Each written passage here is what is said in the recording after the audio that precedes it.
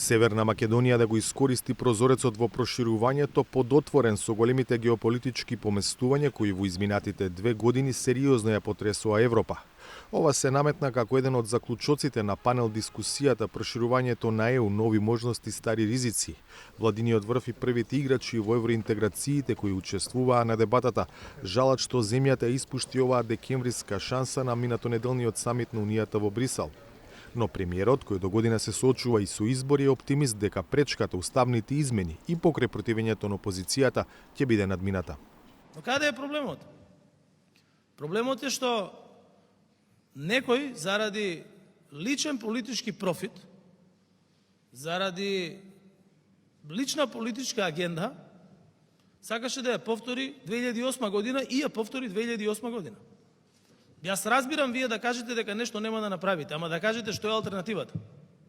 Овде нема алтернатива. Значи, тука имаме присутни, не каже некој која е алтернативата, која што ја кажуваат. Не постои.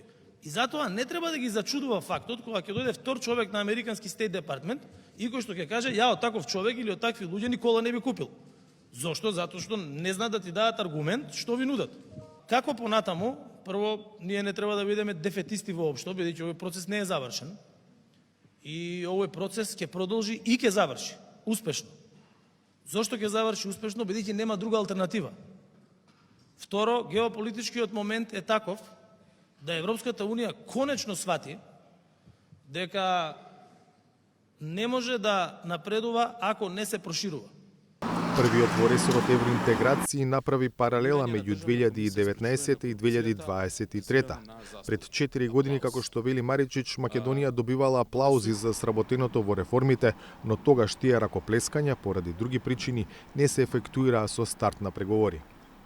Меѓутоа сите тие аплаузи не доведоа до ефектуирање на нашиот успех со отварање на преговорите заради недостаток на геополитички момент, односно заради одлуката на во тоа време Франција, подкрепена со Данска, Холандија и некои други држави, дека е момент за развивање на нова методологија, а не за отварање на преговорите. И треба работите и кажеме како што се. Но оваа година, 23-та година, ние имавме чиста ситуација да поентираме и да бидеме звезди на оној совет минатата недела заедно со Украина и Молдова. Не го добивме тоа само од една причина. Нема никаква друга причина. Тоа е затоа што немаше гласање во собранието со двотретинско мнозинство за усвојување на уставните амандмани. Советите на дел од соговорниците од други земји со долг стаж во Европската Унија се дека сега е моментот што треба да се искористи. Агресијата на Русија врз Украина стави крај на ситуацијата што постоеше во периодот по студената војна. Ако бев циничен, досегашното искуство на преговори меѓу ЕУ и Западен Балкан ќе го сумирав како ситуација во која Унијата се преправа дека преговара за проширување, а дека повеќето земји од Балканот се преправаат дека се реформираат.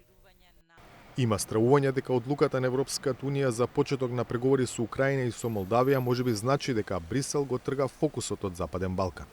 Добрата вест денеска е дека околу оваа теза за геополитиката и проширувањето веќе нема дилеми во Европската Унија. Лошата вест е дека за нас во Северна Македонија и генерално за Западниот Балкан тоа не е доволно, бидејќи кога ќе се каже геополитичко проширување, асоциацијата е многу повеќе на исток отколку на југоисток од континентот. За гласот на Америка, од Скопје, Владимир Мирчевски.